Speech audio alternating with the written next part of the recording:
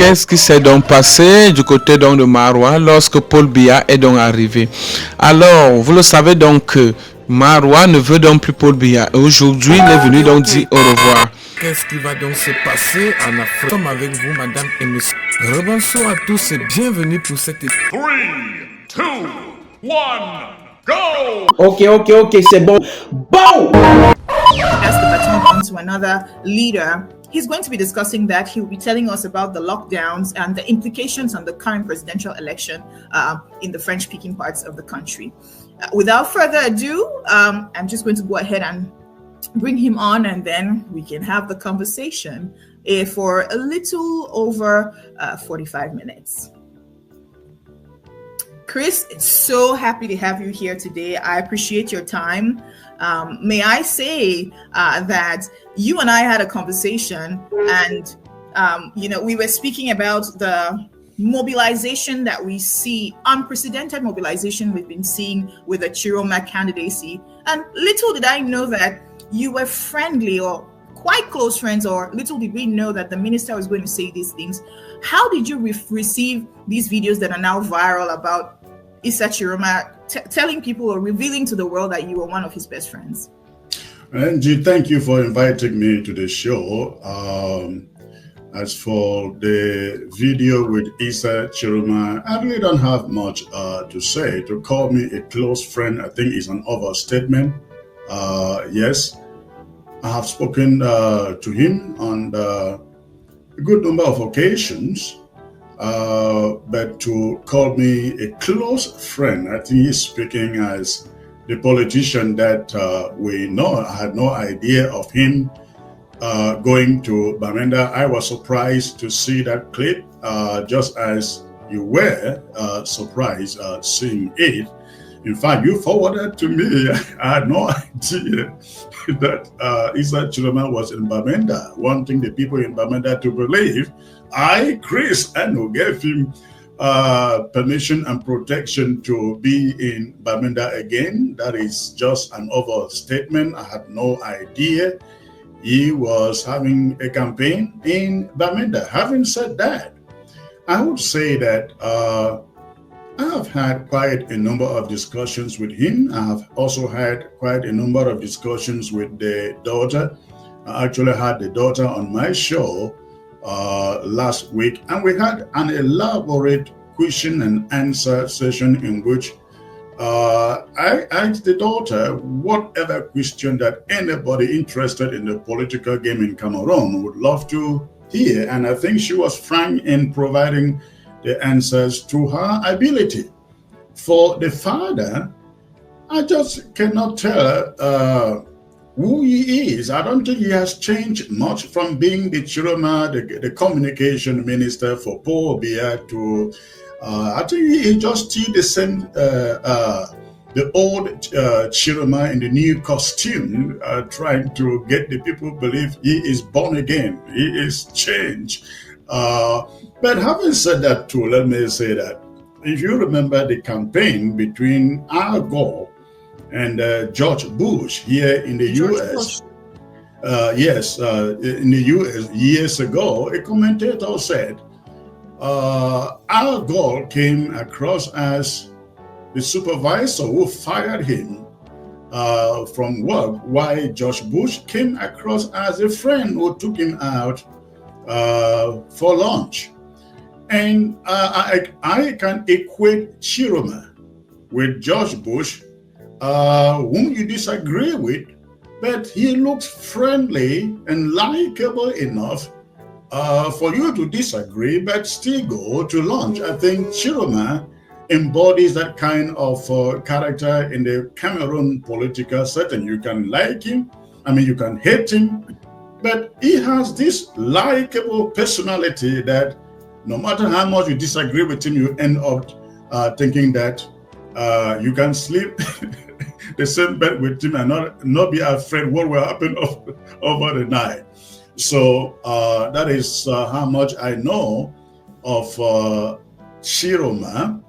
I am not, of course, endorsing him. We never, of course, endorse anything from La République du Cameroun. Of course, we have banned that election in Ambazonia.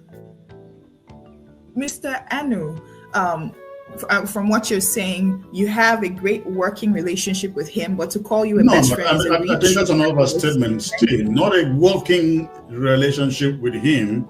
I just know him as a politician that we can exchange views. I think if you listen to him in his statement, he said, we disagree, but we talk. I will talk to any person on the other side, even if Paul Biya calls me today, I will not say, hey, you moron, you are calling me. I will not say that. I will say, hey, how can I help you? What can we talk about today? I will not drop the phone. That is just the way I look at politics. You always open the doors to dialogue. So you've made it clear you will not be endorsing him. You were not aware of his trip and you discovered it on social media as well. But also, you also just said something that you are banning all elections or everything to do with La République conversation. What about the close to or more than 1 million voters in the South? In the Northwest, they're speaking of close to 700,000 voters. About 658,000 voters. In the Southwest, close to 500,000 voters. And there's been this push. The crisis has become a full-fledged war since the past 7 years. Isn't it time for you to soften a little bit to give those who want to, cast their votes or be involved in the La République election to shoot their shot? Even give them maybe 2 to 3 days to be able to exercise their rights to vote and then continue with the lockdowns. Are you flexible to that, or you're still intransigent? I think the word is not intransigent. The word is we would be making a fool of ourselves and the independent struggle we are engaged in if we should say to Ambazonians, go out and vote for La République du Cameroon's candidates. Angie, remember 2017, we declared a free and independent sovereign Southern Cameroons, which we named Ambazonia. We stand on that word. We were serious. We were just not trying to make a political statement. We were serious with what we meant. And so today, think about us making a 360 degrees and say, go back to Cameroon, vote for their candidates because change is coming. Again, we will look like fools, like people who do not know, who do not understand what they are fighting for. We declared our territory sovereign in 2017. And so we cannot turn around and say to Ambazonia, go and participate in elections in La République du Cameroon. The question would be, for all these years, since 1961, that Southern Cameroonians have been voting, participating in Cameroon elections, what change? What change have you brought? Nothing. Zero. Look at, Angie, hold on a second there. Look at the campaign of Chairman John Frondi from 1990 to the time he became insignificant and passed. Southern Cameroonians poured out in their millions to vote because of Frondi. What change did it make? Did it bring anything new to the Southern Cameroon? Of course not. So we cannot be talking about going back to the vomit today just because some politicians who want to serve their bellies are telling us the moment has come for change. We do not see that change in the horizon. So there's been a push, and there's been a guild of people, Anglophones, who believe that Chiroma represents the aspirations or is the best shot to trigger the end of the Biya regime, and this is based off of the crowds and the mobilization we are seeing. In Bafoussam, it was a mammoth crowd. In the northern parts of the country, there were seas of people. Today, even in Bamenda, he mobilized more than all other political parties that are involved in this current election. And so the desire, and I'm going to quote a lady like Rebecca Enonchong, is that he is the opportunity to trigger change. He is a tool to trigger change, which could also, ease out the conversation you want to have with La République, right? Because right now you are in gridlock. The BI regime has refused to acknowledge you, has refused to sit down at the dialogue table, and has just allowed people, the millions of people in the Northwest and Southwest, to continue to suffer. The troops continue to go to be sent to those parts of the countries with shoot to kill orders. And these people are saying, we know that there's a serious Anglophone problem that has lasted since the 60s. But, and we also know that the war has been going on for 7 years. But this time you have a Northern candidate who has support from the South, but also from the North that has usually been the real bastion of the BI regime. He's usually allied himself with Northern politicians to be able to win. And the popular imagery is that those are the most populated parts of the country. And so there are people with a line of thought who believe maybe this might actually be the opportunity for you people to have your independence that you've been asking for, because this might usher in a new leader who could be more open to conversation. Is this something you have given thought to? We've given thought to that, but also we've given thought to the fact that we've seen the crowds before. We saw the crowds with Frundi. We saw the crowds with Camto. And remember, Camto just being one of the Francophones, being who they are, Camto refused to talk to Ambazonian leaders. Camto held a meeting in Canada, and when Ambazonians show up with their blue and white mufflers and flags, he refused them access into the hall of that meeting and promised a separate meeting with Ambazonians, which never happened.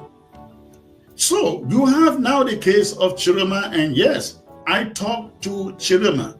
You will want to believe, if I trusted that this guy embodies the kind of change you are describing, will be backing down and saying, let's give him a chance. No, Chiroma is just another Francophone politician. Again, look at, he was in Bamenda, letting the people to know Chris Anu gave him permission to come to Bamenda, whereas I do not even know his political campaign schedule. It took me by surprise to know he was in Bamenda. But this is the point, Angie. We have tried this for 64 years. Yesterday was October 1st, marking the 64th year of joining La République du Cameroun. Yes. And what can we show for it? Chiroma is coming out from the same system. In fact, a big player in the system that made us what we are today. The slaves, the marginalized territory, the annexed and colonized territory that we are today. I know that he is out talking about some federation, no discussion being a taboo.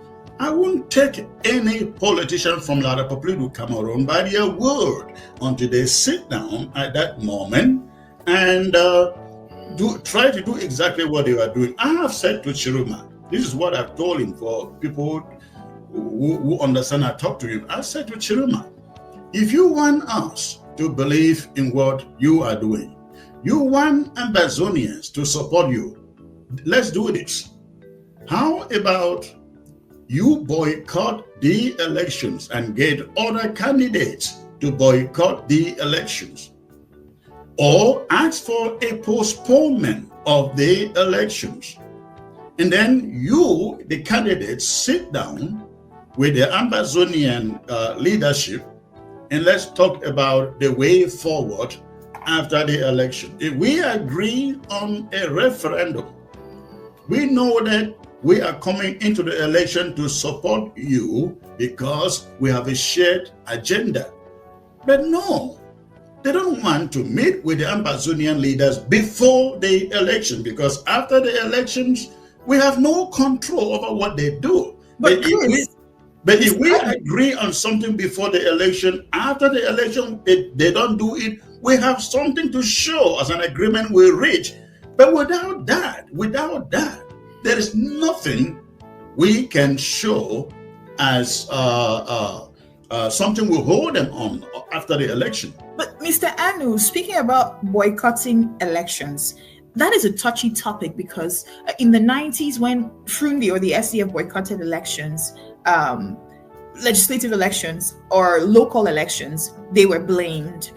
In 2020, when Mr. Campto boycotted elections, his party boycotted elections, the same thing. And boycotting doesn't seem to work for politicians in Cameroon because you have... meant to say postpone, call for a postponement. Yes, call for a postponement. But do you think that Chiroma, freshly resigning from the government, barely trying to reposture himself, break away from the alliance with the Biya government, was going to have a voice loud enough at that time to obtain a postponement of the election? I think the moment you begin to gather the kind of traction that we see him gathering, he then has the influence to say to other politicians, listen, we think that this Ambazonian conflict is the number one conflict pulling down this country. And if we are serious with ourselves and to the people, let's postpone, let's petition for a postponement. That would give the Biya regime a Sovietic result. You would find ourselves, they would go ahead and carry out the election the same way it was done in the Northwest and Southwest for the legislative and municipals, and you have people becoming CPDM MPs with 3 votes because the elections have been boycotted. And that's whole conundrum that we find ourselves in. But again, you are not getting the point. The CPDM has always done that. Look at in Bamenda. Does anybody vote for a governor there? Of course not. Who votes for the senators? Biya appoints them. The house, the so-called regional house of chiefs, are they elected? Biya appoints them. So if Biya go and appoint himself president and then appoint his councillors, what is the difference? There is no difference. So there is no need to say to people, go out and vote as if their vote counts. It doesn't. We've known that for 64 years. So are you open to any form? I know you mentioned earlier that you're ready to have a conversation with everybody. And I'm going to ask you a few questions about the kind of conversations you were having with the Minister of Communication at the time, the minister or the former Minister of Communication when he was a reigning minister. Just the kind of communications, because those were some of the hottest periods or years of the Anglophone War, or the most shocking, because to say they were the hottest, people are still dying now, kids are still not allowed to go to school, but it looks like human beings in Cameroon have become accustomed to what is going on, and so they just go by unnoticed, the tragedy that is still occurring there. So we're going to discuss that. But are you open to some kind of dialogue? If there were to be a new president, are you ready to sit down on the table? Or are you saying that because you have declared independence, even though your territory is still not yet recognized by international organizations, are you ready to come to some level of compromise if the government were to change?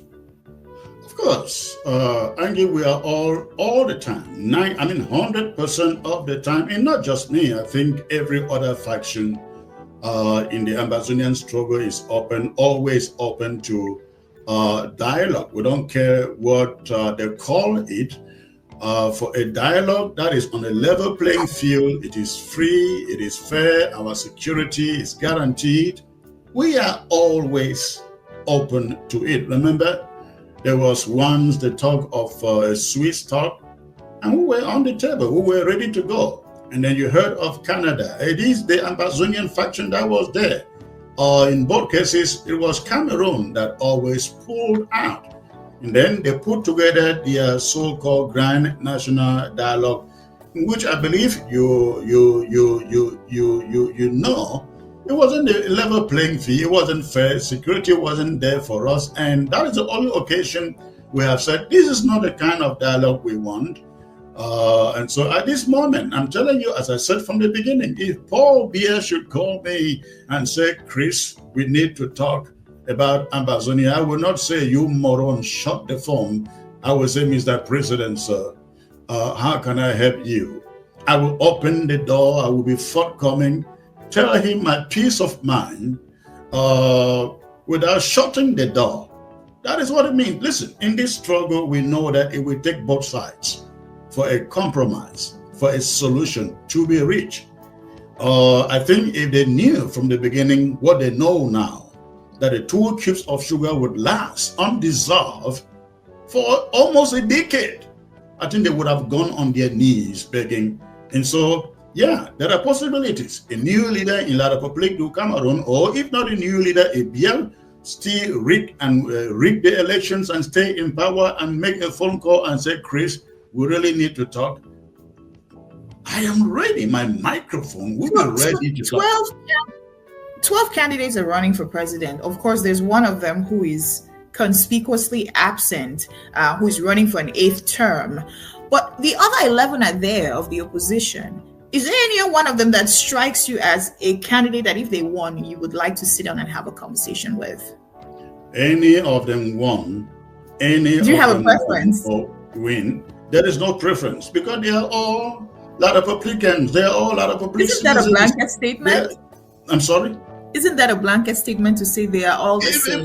Because they all act like children of the same mother. That's the way they act.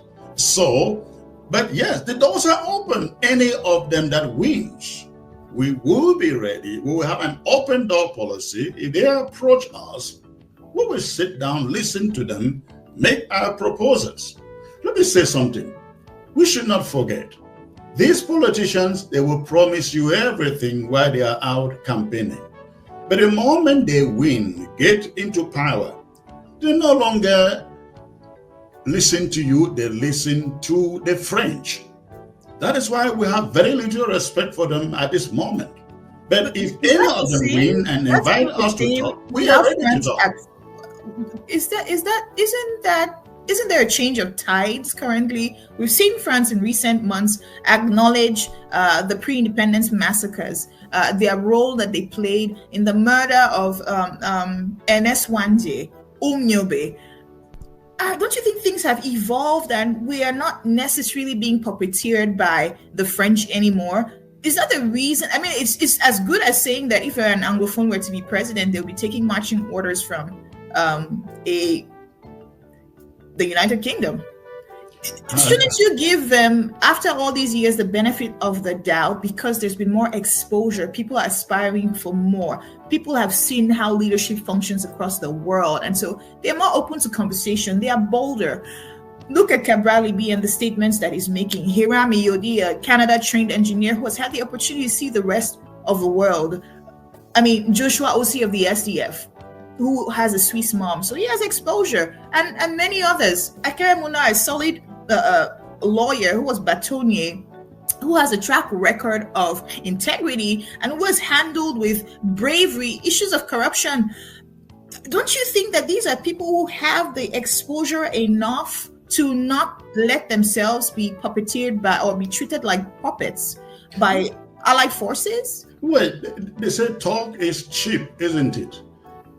You talked about the French confessing all their sins of yesteryears. Has that confession stopped them from siphoning the resources in Cameroon? Has it stopped them from injecting their fingers into the treasuries in their former colonies? Of course not. They just still do the same thing they have done year in, year out. You talk about all this Joshua Osi, Akere Muna.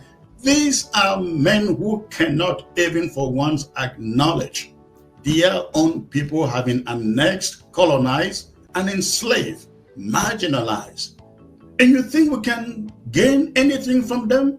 Frundi started the SDF, 1990, and everybody heard him and said, finally, the Southern Cameroons will change. At the end of the day, by the time he died, he couldn't live in Bamenda.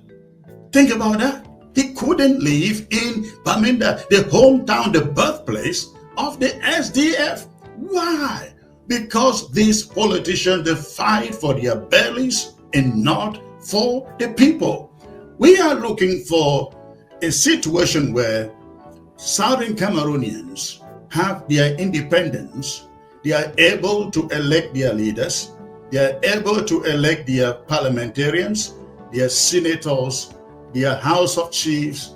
They are able to carry out their own development initiatives and not have to sit and wait for Yaoundé to pass a decree that water should flow in Buea. But the fear at this point is all of the elite that you are combating have deserted the hotbeds of the crisis, the Northwest and the Southwest. And so your critics believe that you paralyzing the economy of the Northwest and Southwest is really just hurting the poor man. You boycotting or calling on lockdowns and kids not being able to go to school is making a bad situation 10 times worse, because you would have a group of children who in 10 years would have missed 7 years of education. Is this something you give thought to? No, I think your articulation is absolutely wrong there. We do not stop children from going to school. We have said every child in Ambazonia should go to a community school. And our definition of a community school, all the private schools, including mission schools, privately owned schools, and some other schools put together through community effort. The only schools we do not want to see in Ambazonia are La Republique du Cameroon, so-called government schools that really do not exist. So, Ambazonian children are all obliged to seek education because it is very critical. It is very, very important. We have seen what happened to South Africa in the days of apartheid when the blacks were not able to study. When apartheid was eventually over, South Africa began to recruit teachers from foreign countries to come and teach their kids. It pulled that black economy in South Africa years backward. We know the importance of education. We do not want that to happen in our communities. And so that is not our point. As far as lockdowns are concerned, that is a symbolic existence of war in our territory. And if you say that it is messing up with the economy of the two regions, no, I would say it is messing up with the economy of Cameroon.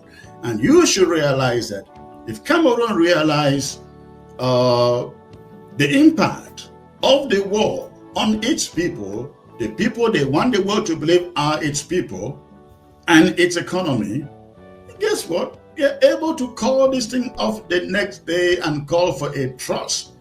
Because Mr. Anu, you're speaking about people who clearly have shown they do not care.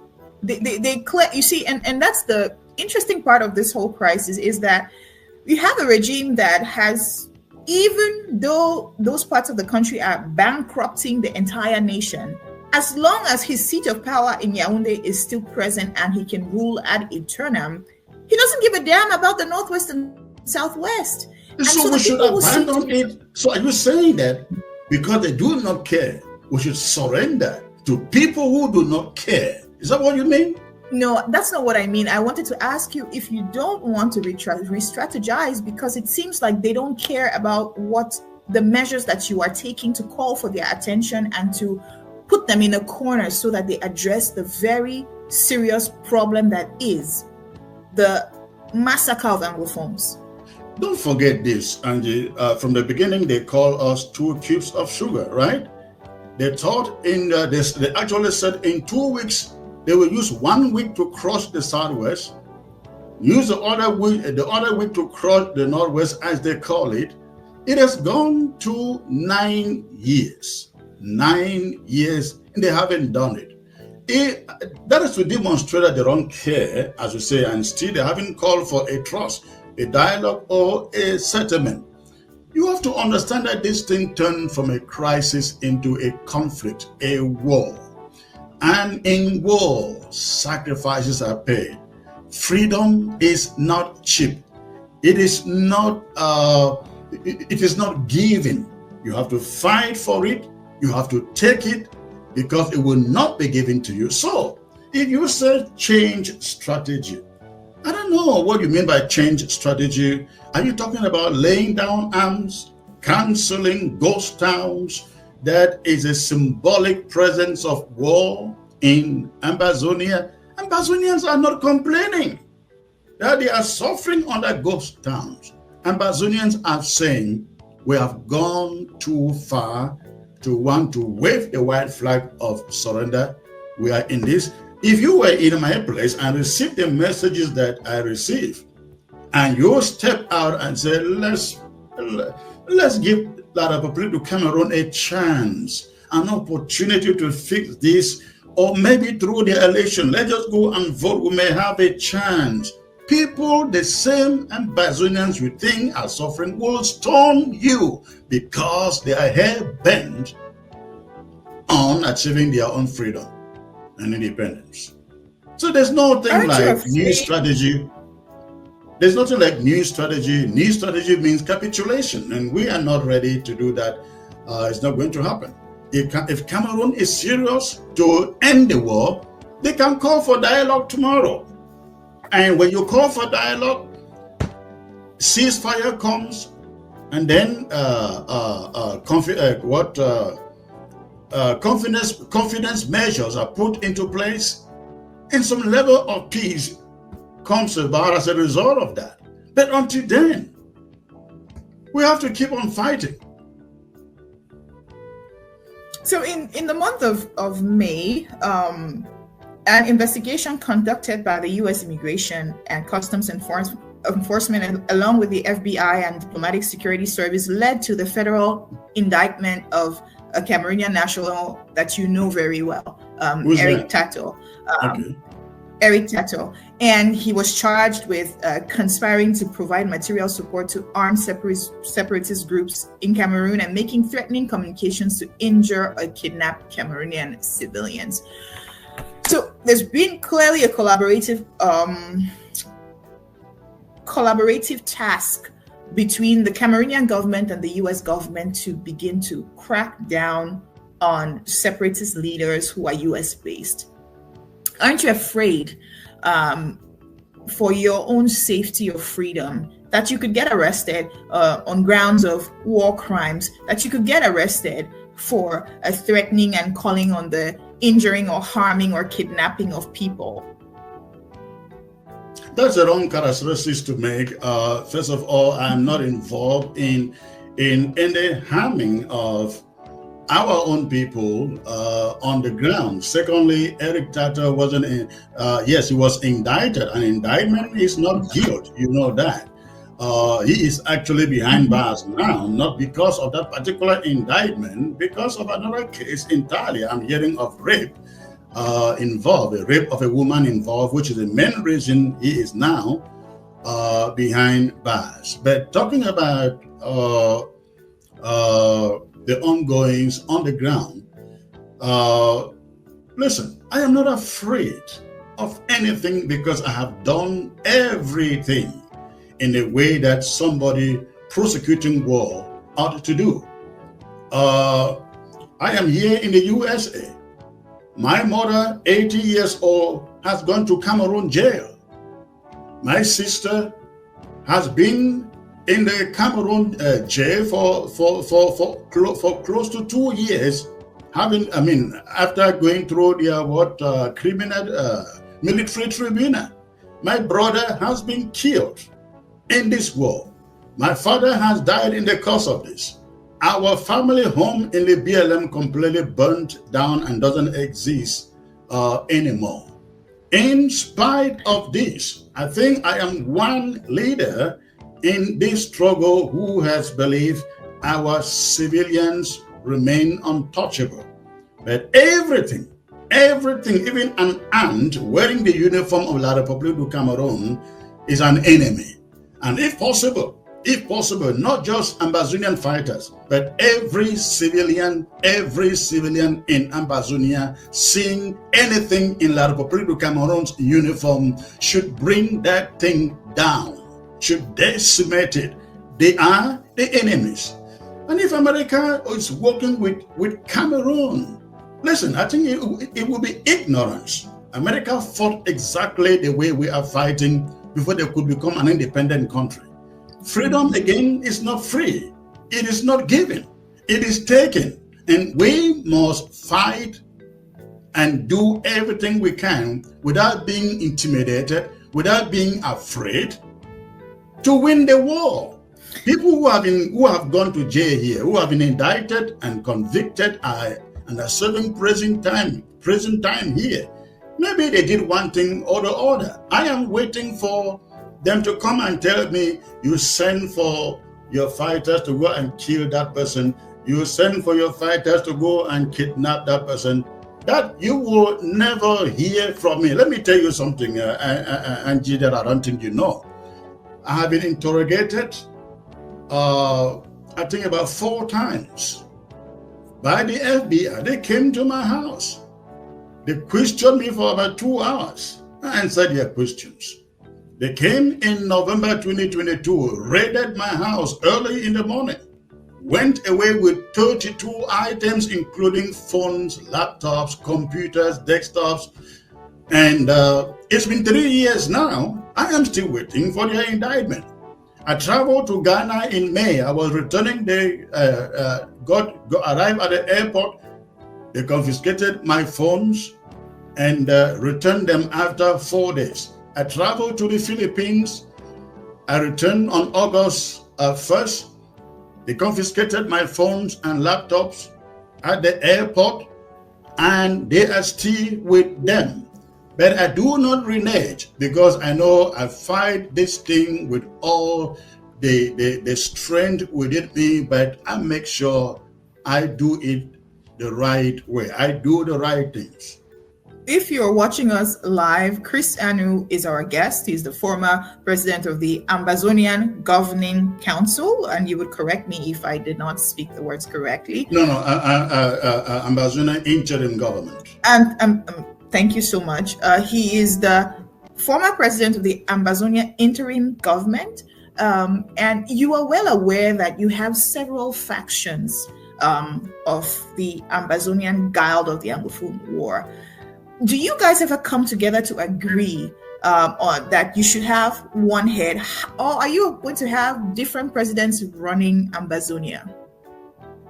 Of course, in every struggle, you always have factions. Even in the United States fight for independence, 35% of Americans did not want to separate from the British. So there was this internal opposition. You go to the apartheid movement in South Africa, where every black person would agree they were being oppressed and marginalized. Again, they were divided. Chief Buthelezi was essentially fighting on behalf of the state against the ANC of Mandela. And so our case is not different, but I think for sure at the end of the day, our leaders would be able to come together to resolve their differences, because they have their minds in the right place.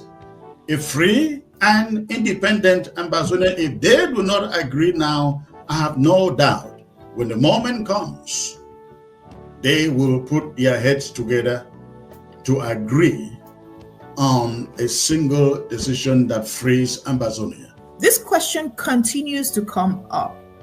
What candidate from La République would you be supporting? And even if you're not supporting, who do you kind of have a penchant for? And there's 2 questions. And then the second one is, wouldn't federalism provide what Ambazonia is looking for? So I think the intention is to see if you're ready to reach some kind of a compromise. And that is from Mac Bolan.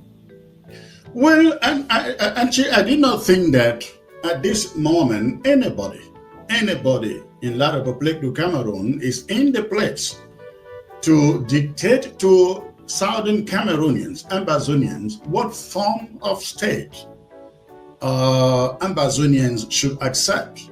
I think the best way to talk about federalism is to take it to a referendum. Take it to a referendum, and when you take it to a referendum, the question should be, do you want a federation or you want an independent Southern Cameroon? And before you ask, do you want federation, you should be able to spell out exactly what form of federation you are putting on that table. So if you take it to a referendum and the people say, where we've been with Cameroon for 64 years, we can do federation, then that is what the people want. But if the people say we have been together with Cameroon for 64 years and what a mistake we made, we want our own country, we want our own independent country, that is the result. So federalism, I hear it all over the place, cannot be dictated from those who hold power. I will not object to any federation talks, but my suggestion would be, let's put it to referendum. Spare your kind of federation. Let the people of Ambazonia stand on their independence. Let's put it to the table and let the people vote what they want. Another question comes from the chat in here.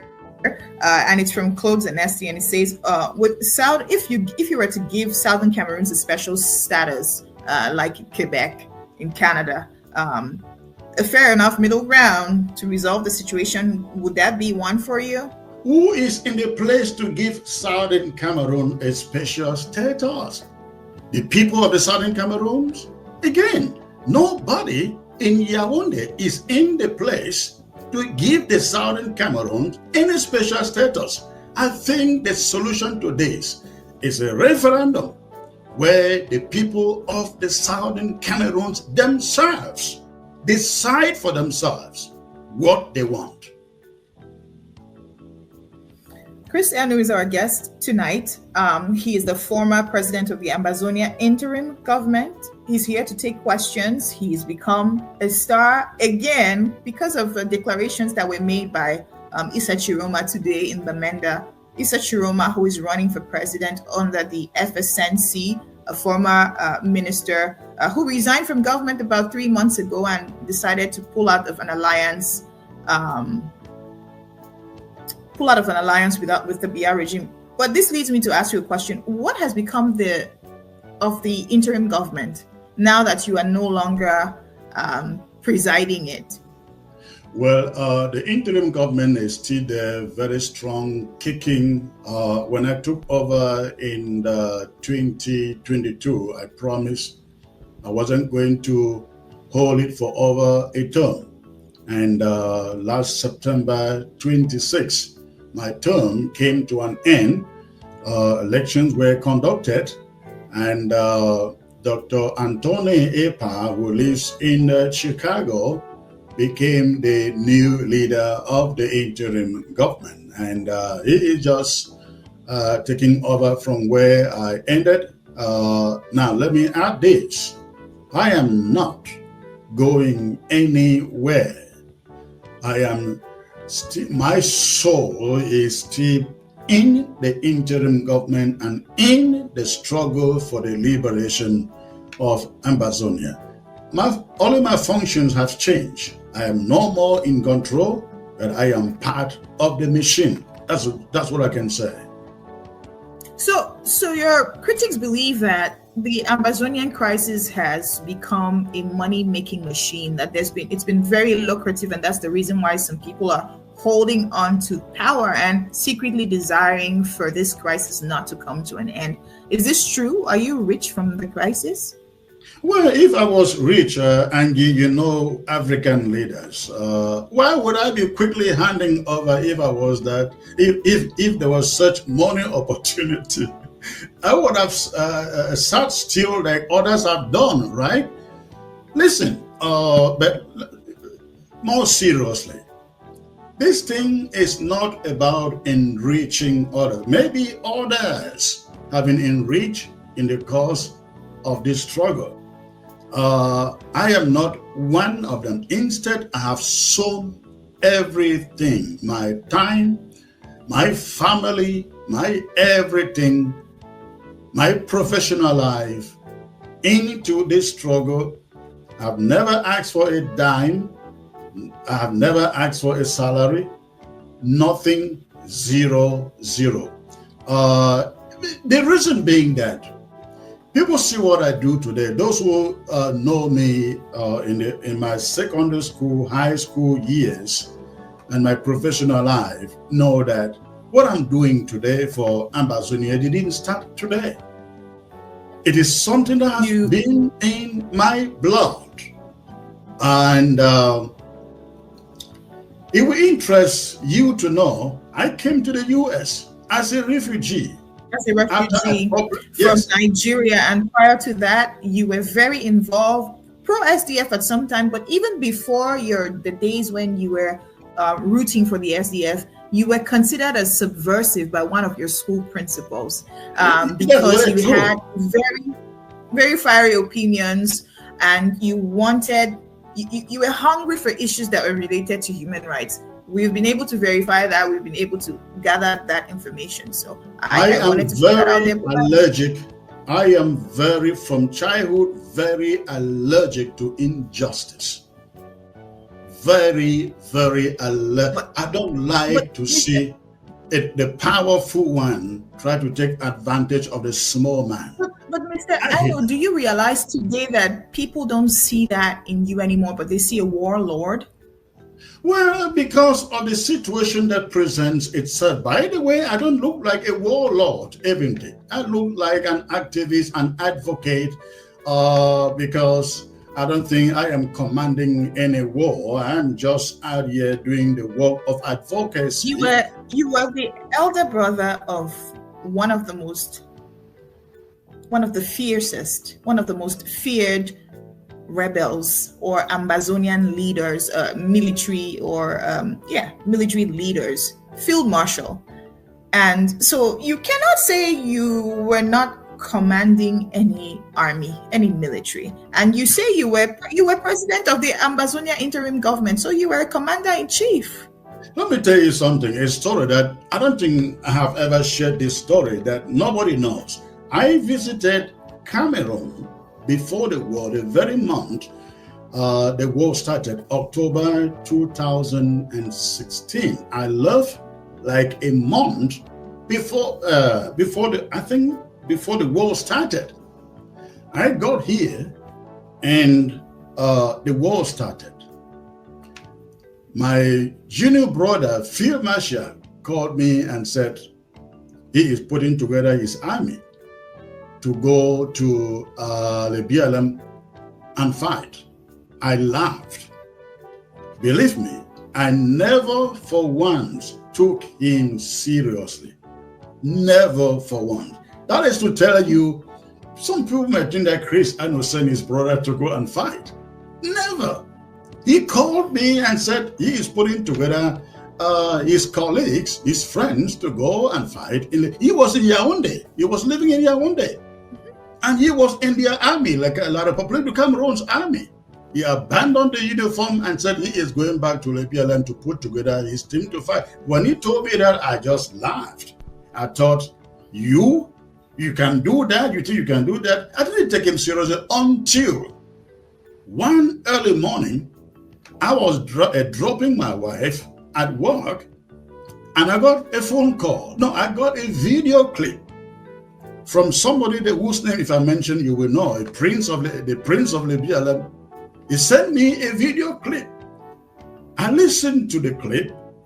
I saw others in the clip. I did not see my brother in the clip, but I heard his voice. Then I called back the prince and said, who is this? Who is talking here? Is it Oliver? Is it my brother? He said, yes, that is Oliver, because his face did not show in the clip. So it occurred to me. So this guy really meant it. So that is to say that I did not send him to go and fight.